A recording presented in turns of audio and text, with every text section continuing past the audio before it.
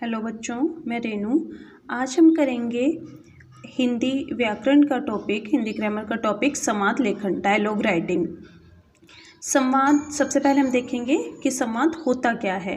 संवाद होता है दो लोगों के आपस की बातचीत, उसी को हम संवाद कहते हैं।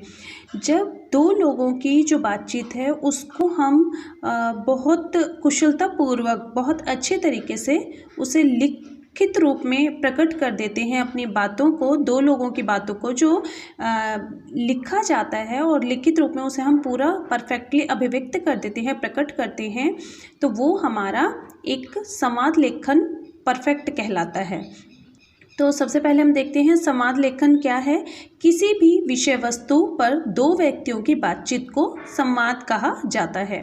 संवाद का मुख्य उद्देश्य क्या होता है? संवाद लेखन का मुख्य उद्देश्य होता है किसी भी औपचारिक बातचीत को, जो भी फॉर्मल बातचीत हो रही है दो लोगों के बीच में, उनको कुशलतापूर्वक लिखित रूप में अभिव्यक्त करना। क्योंकि यहाँ बातें तो हम मौखिक रूप से करते हैं, पर हम उसे जब लिखेंगे तरीके से लिखी जाएंगी और उसका लिखित रूप में हम कैसे उसे प्रकट कर पाएंगे, वो उसका मुख्य उद्देश्य होता है। संवाद लिखते हुए कुछ मुख्य बातें ध्यान रखनी होती हैं हमें हमेशा। सबसे पहले ये कि जिस भाषा का हम प्रयोग कर रहे हैं वो जिन लोगों के बीच में हो रही है, जो हमारे पात्र हैं, तो उन पात्र के अनुकूल होनी चाहिए। जैसे मानो हम दो फ्रेंड्स बात कर रहे हैं, तो फ्रेंड्स में होने वाली, मित्रों के बीच में जो बातचीत होती है उसमें कोई बनावट नहीं होती। बिना किसी भय के, छल कपट के बातचीत का अपना अलग ही आनंद होता है। और मित्रों में तो फ्रेंड्स में हम देखते हैं कि आप और तुम, इन शब्दों के स्थान पर हम तू का सहज प्रयोग करते हैं। तो भाषा जो है हमारी, वो पात्र के अनुकूल होनी चाहिए। हम किसी अपने बड़े से बात कर रहे हैं तो वहाँ में आप जैसे शब्दों का प्रयोग करना है, और किसी अपने बराबर के, अपने किसी फ्रेंड से बात कर रहे हैं तो वहाँ हम उसे आप न कहकर तुम या तू का भी प्रयोग करते हैं। तो और संवाद जो है वो देश काल और परिस्थिति के अनुकूल होने चाहिए। जो समय देश की जो ज्योग्राफी है, जो वहाँ की परिस्थितियाँ हैं, उसके अनुरूप ही हमारी वो डायलॉग राइटिंग होनी चाहिए। संवाद बिल्कुल स्वाभाविक होने चाहिए, उनमें बनावटीपन नहीं दिखना चाहिए। विराम चिन्हों का हमेशा जहाँ पर भी उच्च स्थान पर उनका प्रयोग ज़रूर करना चाहिए, वरना किसी भी शब्द का अर्थ से अनर्थ भी निकल सकता है। संवाद जो होते हैं हमारे, वो संक्षिप्त रूप में लिखने चाहिए। हमेशा छोटे वाक्यों का हम प्रयोग करें, सरल भाषा होनी चाहिए। जो बातचीत हो वो हमारी पूरी लॉजिकल होनी चाहिए, तर्कपूर्ण होनी चाहिए। छोटे छोटे वाक्यों का और इंटरेस्टिंग वाक्यों का उसमें प्रयोग करना चाहिए। बातचीत में हमेशा हमारे सजीवता होनी चाहिए। अब हमें ये समझ में आ गया होगा कि संवाद क्या है, कि बातचीत जो हम करते हैं मौखिक रूप से, उसी को जब हम लिखित रूप में अभिव्यक्त करते हैं तो वो हमारा डायलॉग राइटिंग कहलाता है, संवाद लेखन कहलाता है। हर व्यक्ति की बातचीत का अपना अलग तरीका होता है। मित्रों के साथ होने वाली बातचीत में जैसे हमने की, हम आप और तुम के स्थान पर तू का प्रयोग करते हैं, उसमें गंभीरता कम होती है। हास परिहास, लापरवाही, मस्ती, थोड़ी मिली जुली सी उसका सम्मिश्रण रहता है।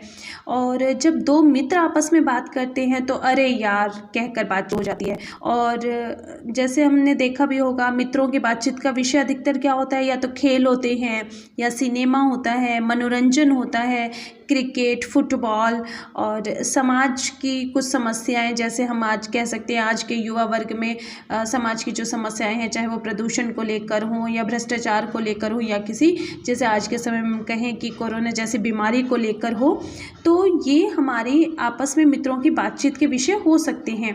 और हमने मित्रों की जो बातचीत होती है उसमें घंटों, जो यार दोस्त होते हैं वो घंटों गुजार देते हैं अपनी बातचीत में।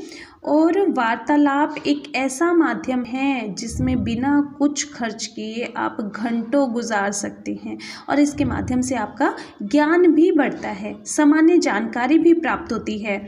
और जो सुमधुर वार्तालाप होता है, जो बहुत अच्छे तरीके से हम एक दूसरे से बातचीत करते हैं, वो लोगों को आकृष्ट करने का, अपनी तरफ अट्रैक्ट करने का एक माध्यम भी होती है। और इसी तरीके से हमें हमेशा डायलॉग राइटिंग में हम जिन दो लोगों के बीच में बातचीत का वो संवाद लेखन लिख रहे हैं, हमें हमेशा ध्यान रखना है कि हमें किस भाषा का प्रयोग करना है और किस तरीके के हम वाक्यों का प्रयोग करें कि कोई भी वाक्य उसमें बनावटी ना लगे और सजीवता हमारे शब्दों में दिखनी चाहिए, हमारे संवाद लेखन में दिखनी चाहिए। और इसी के साथ मैं आपको एक क्वेश्चन भी इसका दे रही हूँ और जो आपको करना है इसमें उनका संवाद लेखन लिखना है। बढ़ते प्रदूषण से होने वाली परेशानियों के संबंध में जब दो मित्र आपस में बातचीत करेंगे तो वो संवाद कैसे लिखा जाएगा।